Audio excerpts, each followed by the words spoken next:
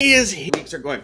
Everybody, here's the next big news that y'all, if you're intermediaries, you need to get behind. You need to get behind it now. You need to start talking to your customers. FMCSA, new rules, speed limiters coming in. My gosh, we got a lot to talk about on Data Day Wednesday. To the HPLS podcast. Live, relevant, and high performance information, conversations, and education weekly.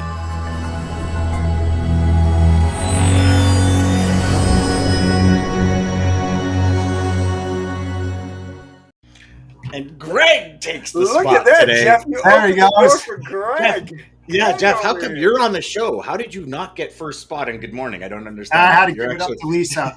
Lisa come in? But Greg snuck it and took it. Morning, Greg. Morning, Lisa.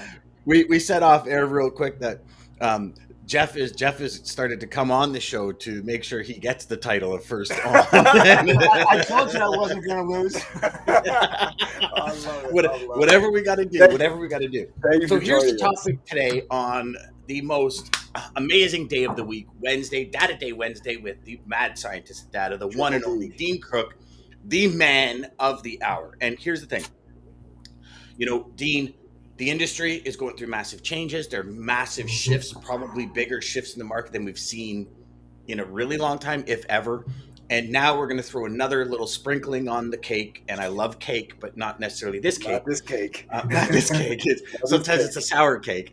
A little bit of sprinkling on the cake with the FMCSA now coming out and saying we're going to impose limiting speed limiters on the truck. So to kick us off, why don't you kind of give us everybody the background as to what's happening, where it is in Congress and Parliament to be the ATA, and kind of where it is along the line. And then we can kind of take the conversation from there, my man. Yes. Yeah, we've got 16 days until comment period is over, so people can still get their comments in through the e-portal. But the bigger issue is that this is one of those more cynical legislation pushes that has nothing to do with safety. It's a bit like ELDs, right? When ELDs were touted as providing, all these safety benefits, well, explain to me why fatal truck crashes went up 2% after ELDs came in. And according to yesterday's data, fatal crashes involving trucks are up 13% in 2021. So, and if you want to search this, go back to March of 2018. I did a webinar for a large company in my previous company, and I predicted this would happen.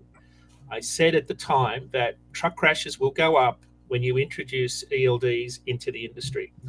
And it's very simple, because trucks on paper logs were far safer than trucks on e-logs. And of course, companies on, ELDs were around for a long time. It started in 2007 with most of the large truckload carriers after an audit of a large truckload carrier found that their scanned in paper logs didn't line up with fuel receipts and toll passes. So it really started with a liability issue. And the legal department said we can't afford to have trucks not speed limited and not compliant with the regulations. Now that's very different to being safe, because being compliant to unsafe regulations won't make you any safer. In fact, the data is showing that it makes you less safe. That's why you see all these trucks racing up and down the highways trying to compress their workday into this finite number of hours they've got. So rushing has become a real problem. One of the highest cost long tail accidents is the high-speed rear end in a breakdown lane on an interstate, based on my experience of dealing with large claims. Guess what drivers are doing now at 7 minutes and 59? Pulling up for their 30-minute break in the breakdown lane. Because if you go over the 8 hours, you get a violation. And you see it everywhere. You see guys pulled up, sitting in their seat on the side of an interstate in the breakdown lane. I mean, that is the most dangerous place to sit, because people on phones are going to hit you in the rear end all the time. I've seen these claims go on for 10 years when you get litigation involved. It's a very costly event, and it usually involves fatalities. So so make no mistake, I've done 2 million miles as an over-the-road driver. This isn't about linear speed. The faster you go, it doesn't mean the less safe you are. In fact, the data is bathtub shaped. So the slower you are, the worse you are. The faster you are, the worse you are. So it's like really fast, really slow are bad. But in the middle, there's a sweet spot. And that sweet spot is your average road speed. It's how you normally drive. And the data shows, the OATA data, and I'll just quote you that data, it shows that drivers who deviate from their speed, what was the data showed? You have far more crashes. I'll find it. I'll bring it back to you a little bit later. I can't remember the exact number. But drivers that deviate from their norm is when they have the accidents. In fact, a lot of these high-speed rear-end accidents where cars hit a truck, 80% of the time it's the car hitting the back of the truck because the truck's going at a slower speed. Mm-hmm. So here's, I still have a CDL. I still drive. My truck's not speed limited, but I drive with the traffic flow. I drive appropriate for the conditions. What I will tell you is this isn't about speed. It's about inappropriate speed for the conditions. It's a really subtle point that most people don't quite grasp because everybody gets fixated on linear speed. And it's not linear speed. You can run 75 miles an hour in 11 states legally. But the real issue is this, and this is why ELDs came in. Remember, ELDs limit hours worked, not speed. Mm-hmm. Right. So if I've got 11 hours, what am I going to do? I've just been on a dock. I got to make an appointment. I'm going to go as hard as I can within the legal limits. And here's what the data shows. And this is why ELDs were really brought in to decrease. We're using the right word here, to decrease the capacity of the non-ELD fleets, which was I put that at about 1 million trucks on the road when I was working at a telematics firm. Paper log fleets were running more miles per day because they could. They were much safer. So paper log fleets were much safer. I studied 30 fleets over 1.2 billion miles, and the paper. Can you say that again? You studied 30 fleets over 1.2 billion miles. So that's a lot of data. So remember, I come from an over-the-road business where So when I worked at the ATA in Australia, the Australian Trucking Association, we hosted the FMCSA, Transport Canada, and NHTSA, and we toured all of our FMP fleets in Australia, fatigue management pilot fleets, which is essentially a driver's diary. There's no prescriptive regulation. You have 172 hours in a 2-week period. You put it together however you want. You've got to be sleep apnea screened. Your schedule's got to be approved. You've got to be compliant with all of vehicle safety and all that stuff. And the route you want to run was submitted to a consortium of industry stakeholders, and I was one of them. Insurance companies, the AAA, like everybody was part of this. And so we hosted them and said, if you take the prescriptive number off the day, the 24-hour number, and put it on a week to allow traffic to ebb and flow, you will find drivers will be far more productive and safer and quit less and have fewer accidents. Of course, that's obvious to anybody that's been in the industry. Part of that, because our 24-hour day was aligned with the rising and setting of the sun. Prior to 2004, it was 10 on, 8 off. The old hours of service from 1936. Well, 10 on, 8 off means a new workday starts 6 hours earlier every day. It's a backwards rotating 6-hour schedule. You physically cannot go to sleep 6 hours earlier every day. Right? You physically can't do it. The body is designed to go to bed when the sun goes down, and when the sun comes up, you get up. It's fairly simple. So that's why 2004 went to 10 off, 3 other, 11 on, 24 hours. That was the intent, right? So it was trying to align drivers' work patterns with the body clock. So that was the impetus of that there. The problem that we've now got is that, and this is why ELDs came in, because that same fleet that's running, say, 70 is going to be about 40 miles per day ahead of a guy speed limited at 65. I can tell you right now, if you look at some of the earnings calls of some of these large fleet, they are reporting 1,500 miles per week. So if you're only doing 300 miles a day, how on earth are you going to make enough money to stay in trucking? It's about $16.66 an hour. Right, so if you're limited to 65 miles an hour and you're only running 300 miles a day, let's give you 350, let's give you 400 miles. Let's say you're a super productive fleet driver. Guess what owner drivers are running? Good company drivers. What? 500 to minimum. 550. I see guys posting 600 miles. Yeah. I can run 650 miles easily within 11 hours in my truck. Now, it takes enormous amounts of skill, patience, vigilance to do it, because it's not easy to sit there and bang out miles hour after hour after hour and stay safe. So if I'm a small fleet guy and you're a broker and you're using this asset side of the industry that's moving quicker, right? their effective rate per mile is lower than a fleet that moves slower. So the problem has been that when you go back to ELDs, and I'm using the flawed logic of ELDs to say, if we make you compliant, you'll be safer. Well, you could be sound asleep at the wheel and compliant at the same time. The two have nothing to do with each other. But if I'm constantly eating your lunch, if I'm a small carrier and I'm eating the lunch of the large carrier because I can run more miles every day, I'm not speeding. I'm doing under the posted speed limit. I'm always going to be more competitive than you. And that's why ELDs were really introduced, to level the play. They talk about leveling the playing field. Speed limiters are phase 2. Make no mistake, this will kill more people. The ELD data shows that we aren't safer. We are worse as an industry. Drivers are taking far more risks.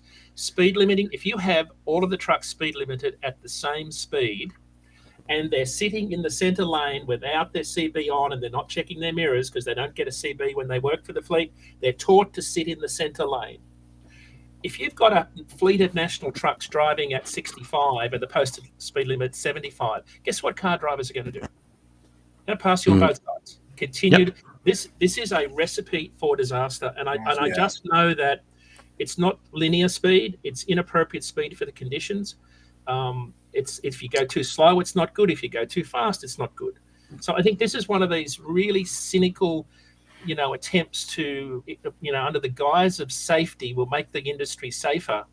They did this with ELDs and slipped it under our guard and went through in a bill. I can't remember how it got through, but this one here, make no mistake, this will result in more fatalities. And the reason I'm so hot under the collar about this, I've been to the funerals. The reason I'm here in this country is I buried 2 drivers who fell asleep at the wheel, yet compliant with their ELDs at the time. And I had to go to the families and say, look at the kids in the eye and say, your father's no longer with us. Now, that is why I changed doing what I was doing. And I'm really passionate about this because I know how to run miles and I know how to do it safely. And it's got nothing to do with linear speed.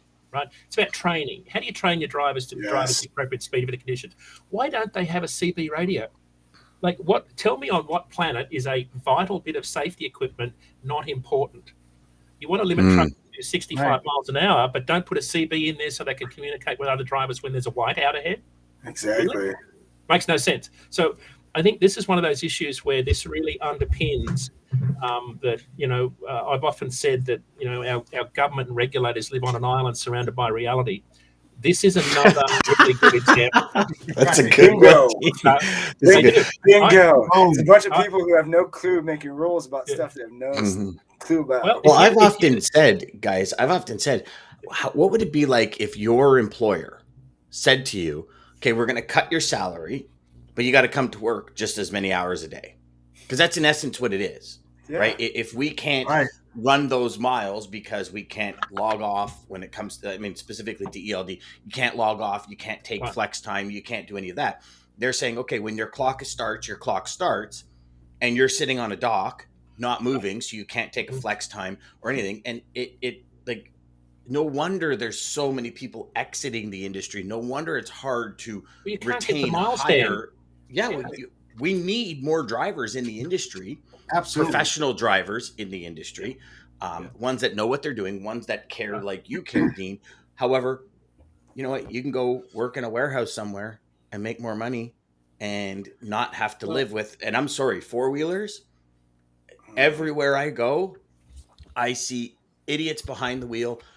Trucks going down the road, they pull in front, and then because somebody's coming up behind them, so they pull in front of a truck and brake, and all you see is the smoke come out of the rear end of the trailer on the truck. I see it every time I'm on the road.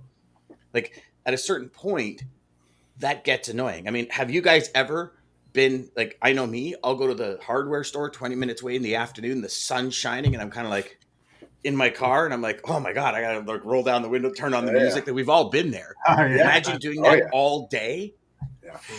Come on. So we've got some great comments too. Great comments, yeah. So Greg says restrictive regulations which limit the ability of a trucker to make an honest living have and always will push the driver to break those regulations to put a meal on the table. Exactly. Yeah. Exactly. So if we're going to put all these restrictions, pay them more, get them more money, so they don't have to do all that rush. Well, DJ, pay them for the hours that they're working, right? So just I've got a lot of followers on Instagram and TikTok, right? And I sit and watch what they're talking about during the day. And TikTok's become this amazing echo chambers, and it's largely negative. Drivers can sit there in a truck stop and have a rant about what's going on. So you've got to filter all this with the right filter. But when they're showing you pictures of 100 trucks either side of you, and they've been into the gatehouse and got their paperwork 2 hours earlier, and they're still in a line of trucks that is going to probably take them the best part of all day to get unloaded and loaded. A good friend of mine runs up 95 into Presque Main to load frozen French fries. It's not unusual to spend 24 hours on the loading dock, because when you get out into the woods of Presque Main, where are you going to go? You've got to wait it out. And he's getting he's getting detention pay, but it's not enough to offset the opportunity cost of not running the miles. Worse, when you lose a day or a half a day, when you've got a prescriptive limit on how much you can work each day, if you have to pull up halfway through the night because you're out of hours when you'd normally be at the destination, it throws you off cycle and you lose a trip per week at least. Mm-hmm. So you're in the wrong place each morning to unload and reload. Like freight has a flow, a daily flow, a weekly flow, morning drop-offs, afternoon pickups. There's a flow to freight across the country. But if you're held over, you get off cycle, and the next thing you're held over the next night because you're in late, and you lose 300 or 400 miles. And that's what the real issue is. Because capacity is loosening, shippers are getting pricing power. Guess what happens to dwell time? Goes up through the roof. So now you've got drivers even more frustrated because they're spending more time on shipper loading docks that don't have enough staff. This is one of those really hard things to measure, like how many hours drivers actually spend waiting around. But I'll stop my rant because we're 17 minutes into this with one takeaway. At my previous company, we did it was called Omnitrax Analytics. It was a startup company, some other guys and I started. And we built predictive models to predict who was going to have an accident and who was going to quit. And we studied free-form text data. So text. So it was in-cab communication from dispatch to the truck. The driver was sitting there typing in notes into his message machine, and it was the predictor of when we looked at the text analytics, what drivers typed, and we looked at natural language processing software that looks at what words mean. So the word back, I want to get back home, or I can't back the truck. So when you look at the word back, it means different things. You've got to have I wrote a trucking lexicon that the software referenced to find out what that meant. The one word that came up repeatedly in voluntary terminations and preventable accidents after being at an unloading point, there was one word. What do you think it was? Take a guess. Tired? No. Late? Late? Close. Yeah. Close. Yeah. Wait or waiting. Oh, okay. But I thought you meant like wait, heavy weight. So waiting on the they're typing into their device. I'm waiting on paperwork. I've been waiting all day. I'm waiting on this. Waiting. The word waiting came up in 35% of preventable accidents immediately after leaving a dispatcher. And you've probably seen the data that people have done on the speeding events that happen based on the linear hours that drivers spend on loading docks. Because you've got to go. You've got to get to your next appointment. You've got to get to your next pickup. You've got traffic. So remember that what the data shows is when you look at the text analytics, there are words embedded in what drivers use that predict their behavior. Because what does waiting mean? I'm angry. I'm frustrated. You're not paying me detention. Worse, I'm going to sit here for 2 hours free because that's what you give the shipper to unload my truck. Mm-hmm. So my opportunity cost there is what? At least $20 an hour for a driver. Yeah. Plus the truck, plus the trailer, plus if they don't have a gen set or something on it and they're running full-fledged fuel in the truck and everything. I mean, this comes back to you guys in the intermediary space, right? Because this is you're buying this capacity and it's underutilized because it's sitting around all the time. Honestly, I don't know how to solve this. I mean, I do, but you could easily apply a weight surcharge just like you do a fuel surcharge. But getting this getting shippers when they have pricing power to change their behaviour is incredibly difficult. This has been one of these things that I've seen in the industry for probably 35 years. It hasn't changed. Maybe Jeff's got a better perspective on this than I do, but this is a really big issue. Yeah, and the thing is that's the part of the sales side, right? Working on the inside out, on the logistics side of the business, then crossing over to the sales. I know that there's a lot of flaws on the logistic operations side for many shippers out there where they have the stall tactics. They didn't stage the material in time. They overscheduled the trailers or the drivers that are coming in there. They don't have the manpower to load up when they come in. The problem with that is, again, that huge word, collaboration. Shippers have to understand that carriers have just as many needs as shippers. And if they would just open up their minds a little bit and ask those pertinent questions like, hey, how can I help you? You're helping us. I mean, it's not a stupid question by any means, but I've seen it. And, not to put myself on a pedestal, but when I was working for Snyder National Intermodal, I had the best dwell times out there in the country because I worked with those shippers. I got my cans in there. We had the free time. I was on top of them. I was working with them to try to figure out a schedule on inbound deliveries and how to get them done and staged appropriately so we could get the guys out of there instead of holding these guys up. I mean, that's the problem with the capacity too. What you do as a shipper affects your fellow shipper. You might be competitors or anything, but what comes around goes around. So you got to help each other out. Jeff, can I ask you a question? Because it's something actually I've been meaning to ask you for a while. And I think it's going to add massive value to everyone watching and listening later. So for everyone, Jeff used to be a traffic manager. He used to actually manage the freight side. He was the guy you wanted to call. He was the guy, you want to speak to.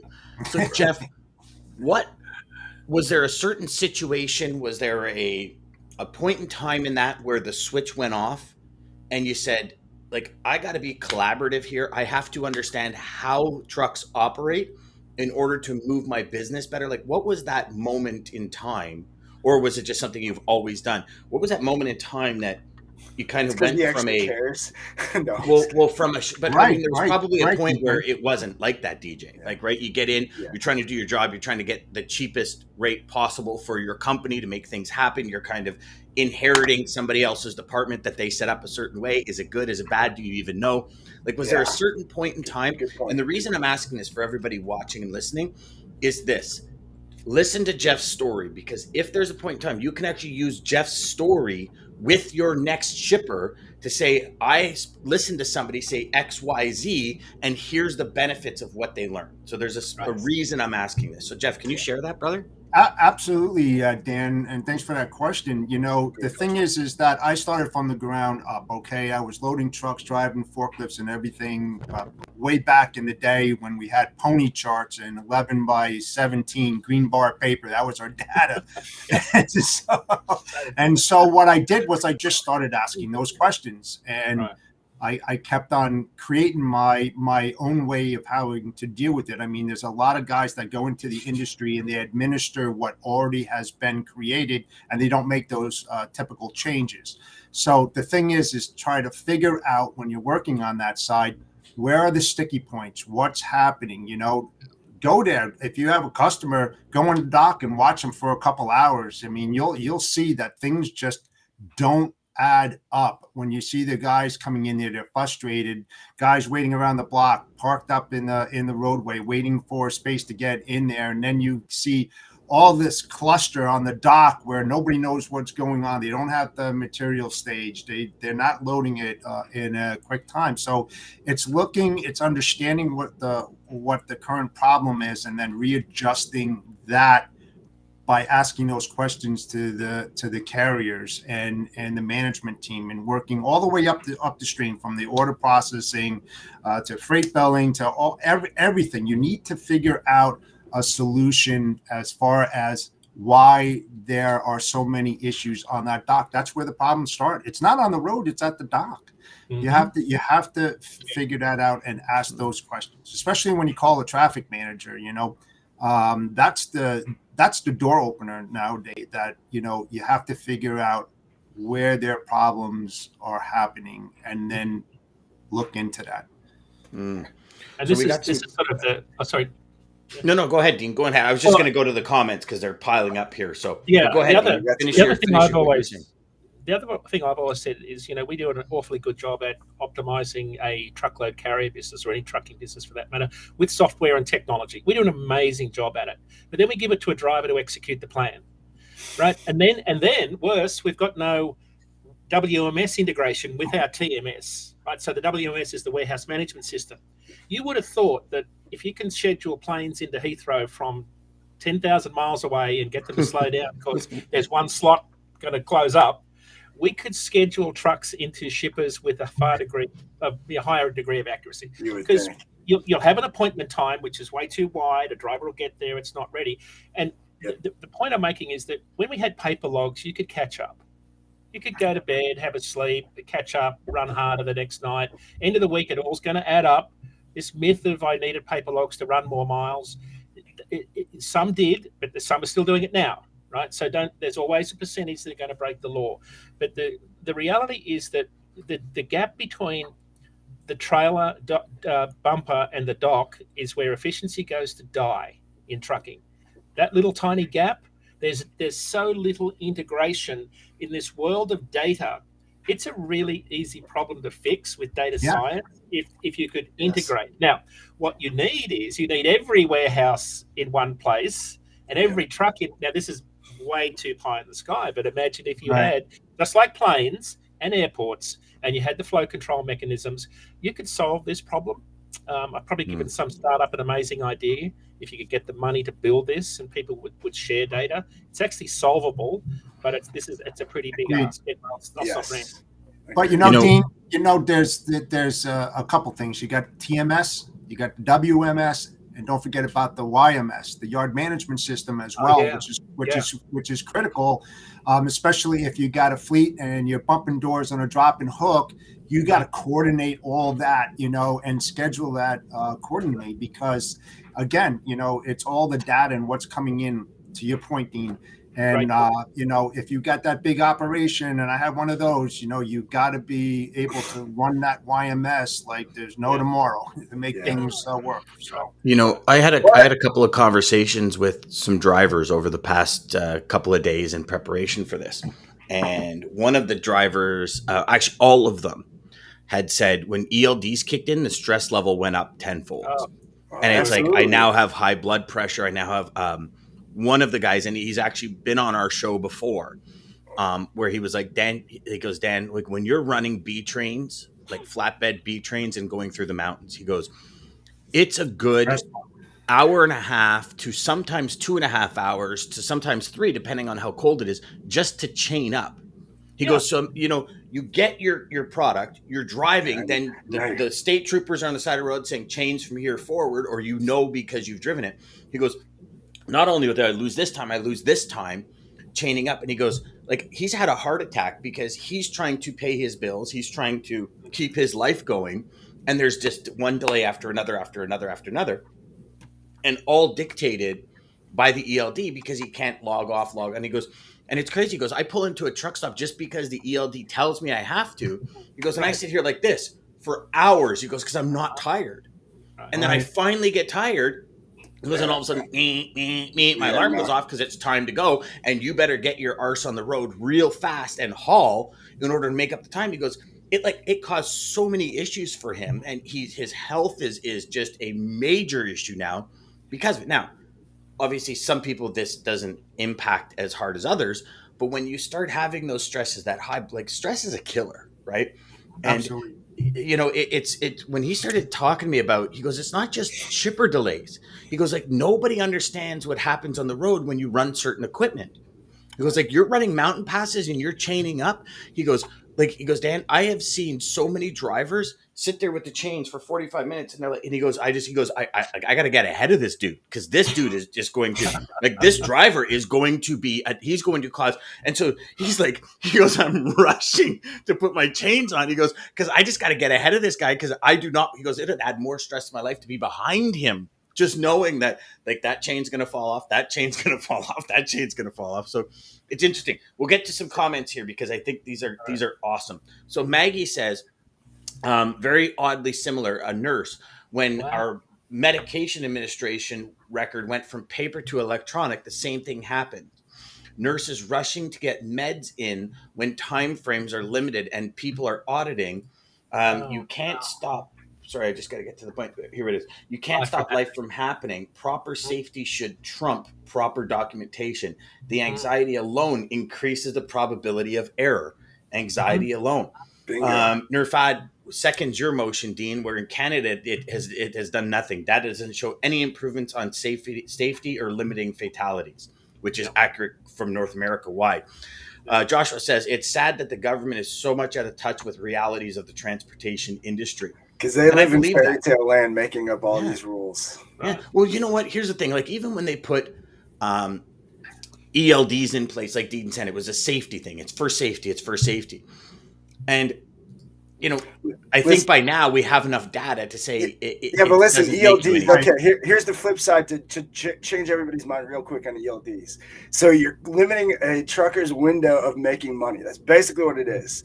Same thing. If they put an ELD on us as sales reps, brokers, anybody, you can only email these certain windows. You can only call these certain windows. Do you think people are going to be freaking the F out that they only have certain windows to make so much money? Are you afraid to swear on a trucking show? I just got to ask.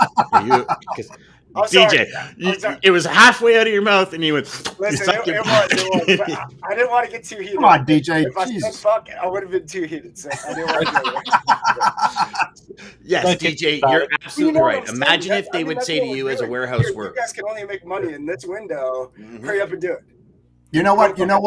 Let me go back to what Dean said way back about, the drivers pulling off in the emergency lane to get some rest and stuff like this. Now, Dean, correct me if I'm wrong, but, cars slamming into the back of these trailers has been going on for decades. It's not something that's new. Correct. And then FMCSA introduced the ICC bar, and they put that on the back of the trailer to stop cars from going underneath it. And now they were thinking about where they put the skirts down the side of the trailer to put an ICC bar all the way down there as well, so cars wouldn't go underneath the trailer. Just recently, I just read 2 days ago that an accident on 287 in New York State, to Dean's point, trailer parked right there, ICC bar, family of 3 died. They were going at a rapid speed and they went right underneath it with the ICC bar, and that's a strong piece of metal. So they were cruising. So, Jeff, I live in a small town. Coming into town, it's 50 kilometers an hour. Okay, so that's 30 miles, I think, something like that, 35 miles. And on the side of the road is the shoulder, single lane each way. There was a truck parked on the side of the road. A car came in. They figured the car was doing 60 kilometers an hour, which is 40 miles, something like that. It hit the ICC bar. The guy was trapped in the car. As soon as they released the car, he bled out. Oof. So and that's at a very, all things considering, a very low speed, right? Like you think about that. Most communities are 35 mile an hour in the community, going through a community, and that happened. And he was in a fairly, it wasn't like a BRZ or something, or where it's like this small tiny sports car or a Mazda Miata or something he was in a decent car. I think it was like a Taurus or something. And so it was a fairly large vehicle. There's a lot of engine to go. And this was just literally a couple of years ago up the top of the road. And all these trucks park on the side of the road. I don't know how many times I've been driving down the road and all of a sudden, I'm like, oh yeah, okay, sorry. You just and you just, at that 1 second that you go off, those ICC all bars, it takes is that 1 second. They're not. You see, the other problem too is that a lot of these shipping facilities have limited ability to bring in trucks. So if they overschedule, now the truck has to go find some place, especially, must arrive by a specific time if you're late, whatever. So these guys go up and they find a spot on a regular, public road because they can't go far from the shipper. That's where problems start as well, and you see all these accidents within 5 miles or less of the shipper. I mean, that's documented. I mean, it's the resounding thing we say all the time. Jeff, you nailed it, but it's collaboration. The only way we fix any of these problems is collaboration. You all have to be honest and see the other person's side and just collaborate already. So and it's got to be a willing.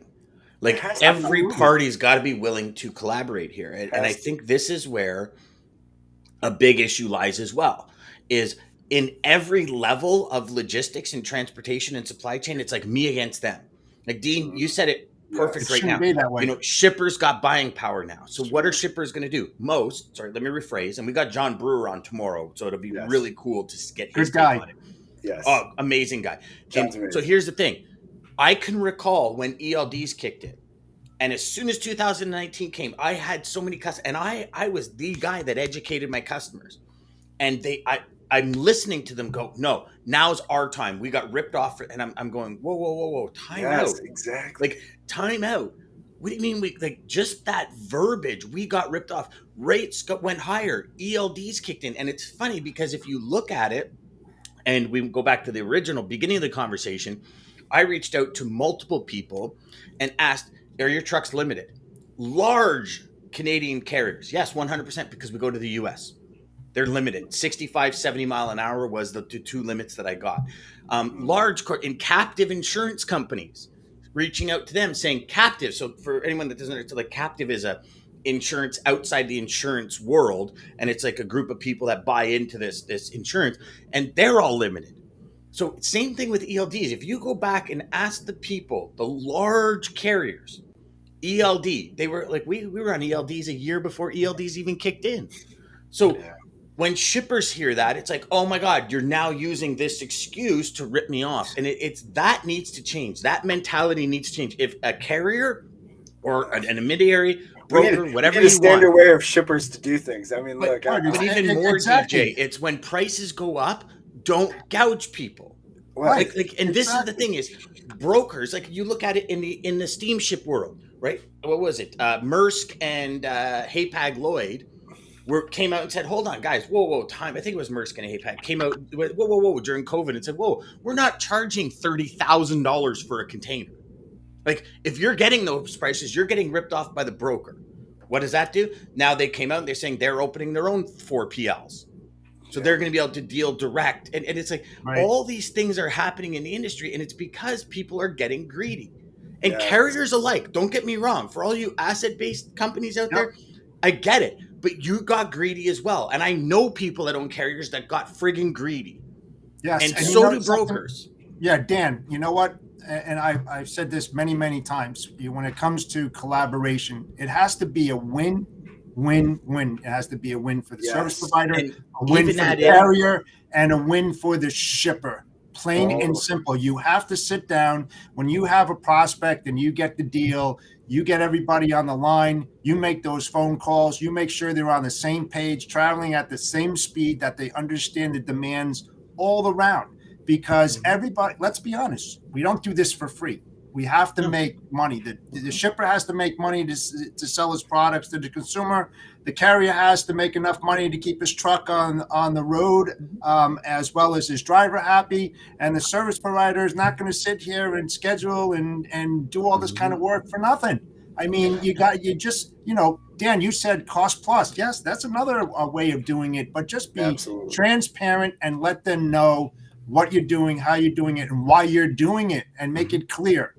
Transparency is the key for everything. How many times transparency keeps people from being greedy. It keeps the greedy ones from being allowed to be greedy. And then you separate the bad ones from the good ones, and you know who to deal with and who not to. You know, the same with the customer. If the customer's not on the same page, walk away. I don't care if it's a couple $1 million. Doesn't matter to me, because you're going to run into problems later on down the road. It's inevitable. It's going to happen. 100%. You know, Dean said something, and he said it multiple times on this show. Dean just had to run for a few minutes. He said it multiple times on this show.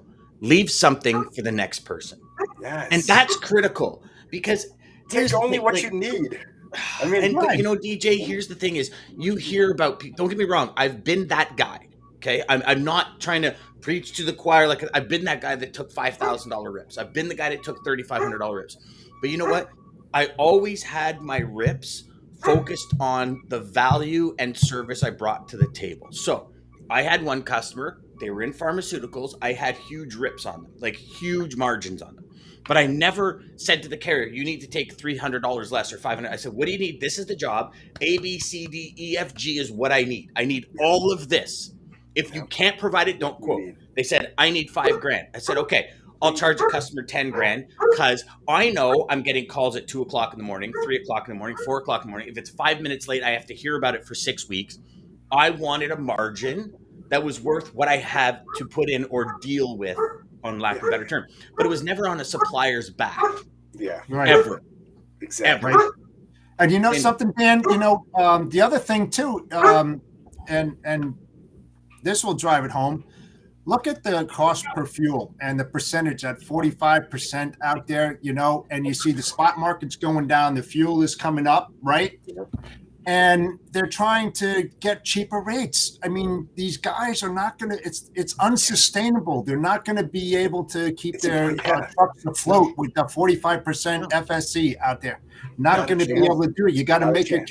We got some good comments too. Josh has a few good comments. Yeah, so Josh is all over it today. Yeah. The only part of the industry where waiting time is adequately compensated is in container trades, $75 to $100 an hour after one free as a standard. You look at this idea of detention charges, and it's, out of that $75, how much actually goes to the driver? And that's, I think, the big question, right? Is so a fleet, if they own the truck and trailer and container and chassis or whatever you're talking about, they have a certain percentage that they want for the utilization of that equipment, right? And in that rate per mile or that flat rate, if you're talking drayage, that's what it is. And I won't pretend that I understand drayage. I've never understood. Like, I had guys go to ports, specifically in Montreal, was a gong show where I'd be charged like $300, and they'd spend 5 hours at the port. They never. No, this is the flat rate. We spend 5 hours there, and we go and deliver. And I remember saying to them one time, "How do you make money? Like, how do your driver sits there for 5 hours? You charge me $300. You bring it back to your yard. You charge me a $50 container off fee and a $50 on storage fee, whatever, for delivery." And I'm like, okay. After 48 hours, they charge me a yard storage fee. So for $400, you take a driver, drive 35, 40 minutes to the port, sit there for 5 hours, 35, 40 minutes back, remove it and put it back on, then bring it to the customer, drop it off, and then go back and pick it up and bring it back to the port. I'm like, how is that profitable? I never understood this, but great point when it comes to the detention, Joshua. So Joshua also says, the market is incredibly tight. I saw shippers get proactive and raise detention rates to $100 per hour, but in a loose market, as Dean said, there's no real motivation to be a shipper of choice. That's interesting, because that's another probably thing on its own. He used that term, shipper of choice. Shipper of choice, right? And to follow it up, preferred shipper, preferred carrier. Yeah. He says, follow up. The question with truckload market being so cyclical is OTR surface transportation. How do we get shippers in line to have compensation structures with regards to empty miles, dwell time, to always want? That's our job as brokers. I think we gotta educate more. To be shippers, they have to be willing to. They have to be willing. A lot of them don't get the deadhead miles. Said about the cut, Dan. Same thing. Yeah. I mean, they don't get the deadhead miles. Sometimes they travel 200 or 300 to get to a shipper, and they don't get charged for that, And here's the thing also. I could tell you that for the business that I had that was, quote unquote, in the spot market where we had to find trucks because it was like sporadic shipments from customers, we would typically say, what do you need? And they would be like, I need this. And I can remember vividly posting on Link and having my team lead go, okay, the phones are about to blow up. And they would post an order and the phones would go crazy. And it's like, I'll be there in 3 hours. And we're like, 3 hours. Yeah, I'm 175 miles away. And they're wanting the same amount where a guy that could be there in 20 minutes because he's empty around the corner. So also in the end, and I think this is something we have to, I hope we all agree on. We do it to ourselves. Like, call a spade. We as intermediaries in the industry, when we try to drive rates down, meaning we try to get more profit, or we try to, the customer says, I'm paying $1,500. And you're like, oh, $1,500 is tight. I'm going to try and get a truck for 14. We're part of the problem. And carriers that are somewhere and they're like, I just need to get home. I'll take it for 14. That's part of the problem as well. right? Yes. And I think we have to accept that and understand. And I think that's the first part, right? Like if we understand anything in life, it's coming to a realization, like if you have to realize you're not good at something before you got to try and get better at it, right? And I think that's a big part of it. So Greg comes back and says, there's so much teamwork on every shipment until it gets on the truck. Then it's one of those, it's your problem now, deal with it. The driver is always hung out to dry. And I agree with that. Yeah, unfortunately. Mm-hmm. Hey, Dan, how do we get, sorry, go ahead, Dean. One of the things, we were at our conference on the weekend with some of the top brokers in the country, and one of the questions was asked about this whole question of dwell time, detention, the cyclical nature of the market. And the question was, carriers dolphins or elephants? Right? Sorry, goldfish or elephants. So do they have the memory of a goldfish or do they have the memory of an elephant? And they asked the same question of shippers. Are shippers elephants or goldfish? So when it comes to market cycles, so what would you think carriers would be, right? So this was a survey they did at MIT. I'd say elephants. Goldfish. Went back goldfish. To the prior market cycle had very little influence on how they behave today. What do you think about shippers, goldfish or elephants? Elephants. Absolutely. So the point is, so what we found in the survey from our shipper side of our business is they are working with their carriers to make sure that they have the right capacity, because they are very much aware that this market cycle, as quick as it's turning, it will go back the other direction just as quick. Right? So they realize that, because shippers play a long game.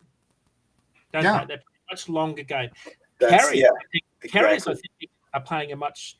I don't know what the other opposite is, but shippers are playing chess and carriers are playing something that's not chess, but it's transactional. It's too short term. We don't think properly, and I think that's where the problem is. The shippers right now have just come out of being burnt. I think from transportation cost perspective, they're very much aware that they and this is a generalization, can't ride the market down, because the quicker they do that, the quicker the market turns and we back into the next upcycle. The shippers are already burning themselves this way too. It's like they're out there, they're shopping, trying to get the cheapest rate. They have a carrier in place. Their back is against the wall. They go to this carrier that they used to use and they go, hey, we need you to go and move this. If I was the carrier, I would go, well, what have you done for me lately? I mean, you got to feed that carrier annually, all through all seasons, up and down. You want them in your corral, you take care of those carriers. Relationship's key. And that is key, because guess what? If there's a lull over the summertime and even now you get into peak season and you need that capacity and you had that carrier in your back pocket and you didn't feed him, that carrier is not going to be there for you when it comes to peak season and you need that extra capacity. So you got to figure out and juggle your operation to figure out who's going to be there when you need them and who's not, and keep them Jeff, the whole year. I agree with that wholeheartedly. And this is where, and then we'll get to Joshua's comment. This is where I've said for ages to salespeople, what are your customers' cycles? Because if you're going to go to market and you're going to go talk to a supplier and you're going to create a partnership and they say, okay, when's their busy season? When's their slow season? I don't know. You as a salesperson, if you don't understand when your customer slows down and when they pick up, you're missing so much of the equation. But listen, the problem is on our side too with the training, the education. There's brokerages out there that don't teach that. You just said, and they have no clue what you just said. Anybody who's watching who works at one of those brokerages doesn't even have a clue what you just said, because it's, just see if they have freight. Just see if they have freight. Does this person have freight? It's freight. There's no relationships. There's no trying to figure out what they're doing. Freight. Yeah. Make the calls. Dial for dollars. Why don't you have any freight on the board? Like DJ, on the sales side, huge issues. On the driver side, huge issues. On the shipper side, huge issues. On the carrier side, huge issues. There's issues on every level in our organization. And knowledge. We need to teach more and learn more. Actually become pros in what we're doing. Yeah. It's not just about the money. Ask questions. Yes. See, here's the thing. You look at just the four of us, right? Dean, how much time do you spend learning, educating, and looking at data? Oh, Say no more. Say no more. Say no more.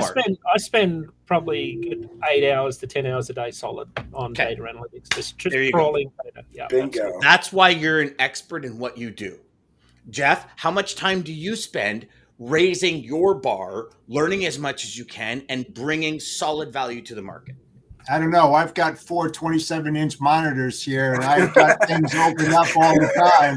And So, when my spare 8 to time, 10 whenever hours. that is, I'm looking. Through osmosis, he was soaking it in. DJ, same question for you. How much time do you spend in your career developing, educating, learning, and serving? So one of my weekly goals every week is 10 hours every week at least of A day. research on okay. personal growth. But I mean, in full spectrum. Oh, in right? full. So put yourself back in your day. sales career. Like if you really want to be the best of the best, it's probably 8 to 10 hours a day of dedication of your life to get better. If you're an Olympic athlete, you're not training for 20 minutes a day. You're not. No. You're training. And here's the thing. It's not just training. If you're an Olympic athlete, you're eating, you're understanding physiology, you're understanding how you move, you're understanding how you stretch, then you're training, then you're educating yourself on what's the next level. And as a professional, carrier, truck driver, shipper, intermediary, whatever the case may be, this is what we need to do. And this is the core issue in our world. Yes. Dial for dollars. Forget about putting yourself in a logistics manager's shoes. You'll take it on Friday afternoon. How many people have heard, Friday afternoon is when everybody drops ball and I get an opportunity. No, Friday afternoon is when somebody says, you've been calling me for a month. Now's your opportunity. You might never hear from them again, but here's your opportunity to go and beat somebody down to get a truck. Yeah. Here's this thing, Dan, to your point, when you're looking at data, and I know Dean does this, all modes, unless you have a specific niche that this is what your brokerage is all about. I'm going to go after truckload. I want to learn everything about truckload. However, if you're a jack of all trades and you like intermodal or LTL or truckload or reefer, you name it, look at the data all the time on every one of these modes. You don't have to be an expert, but if you happen to call up that prospect that happens to have that, at least you can have an intellectual conversation with them without saying, I'm going to have to look in that, because you're not going to go anywhere if you're saying that to them. So you have to be on top of your game and ready to strike when that certain question comes up, that you have a specific answer and that you'll get back to them with even more information about that. That's what Jeff, I got a question for you, and then I want to get to the comments because we've decided Wednesday's going to be an hour. We can't go past an hour for everybody's game. But here's the thing. So when you were a shipper, so put your logistics manager, traffic manager hat on. You had a salesperson call you that didn't really understand the market, or one that fully understood the market and was striving to be better, achieve more. Which one would you listen to or rather have a conversation with? I think it's it really all depends, because I got all those calls every single day, 25, 30 of them when you're doing and managing multi-million dollar operations. You got to know my business. You have to know who I am, what I do, what my company does, who we sell to. I mean, if you're just calling up and saying, hey, I have all the best prices in the world, I can get you capacity, I can promise you this, that's not going to happen. You're dead in the water. Do your homework up front, understand who you're calling, and then let's talk some smack on that. If you could say that magic word, it could be many. It could be many. I'll listen and give that person a shot. But if you're uneducated and know nothing about my business, you have no luck. None. So Joshua asks a really good question. How do we get shippers to see the bigger picture? Because on the service side, we see all areas that cause problems we're talking about, but it's shippers that will have to pay for those externalities. And they do. For me, my answer to that would be, like Jeff said, you figure out their operation. You go in and you see the way they're operating. You have you ask them, like, why is it you do this? You do 5 or 6 loads, and you take all of the information from those loads. Talk to the drivers. Hey, driver, what really happened when you got there? You were there for 3 hours. So what happened? Like when you got in, did they send you here? Or, oh my gosh, we're overwhelmed. Like have those conversations, talk to your carrier and say, I'd like to have these conversations with the driver because after 5 loads, if there's systematic problems, I'd like to try and address them. And that is really the only way to have them see. And what you got to do is, so here's the thing, like any proposal, you got to bring it in the form of what they listen to. So, Mr. and Mrs. Shipper, I've just charged you over the last 5 loads, $500 in detention. Based on the volumes we talked about, 100 loads a month or 100 loads a week or 100 loads a quarter, this is what you can average your detention out to be. If you allow me an opportunity, I can share with you a couple of things that my drivers have noticed, that some of my people have noticed when we've been there, and that we've noticed from an information perspective to help you reduce that. Is that something you want? But this is a call that you as the intermediary. That's actually caring about your job and not just going after commission and money. Exactly. Bingo. Boom. Bingo. Hey, Dan, on the seasonality point, we talked to a lot of our shippers on our contract side of our business. So remember, this is about $40 billion in annual freight spend, so it's a pretty sizable chunk of the contract shipper market. One of the things we found is during the last year, because of all the tight capacity, shippers started doing more mini bids.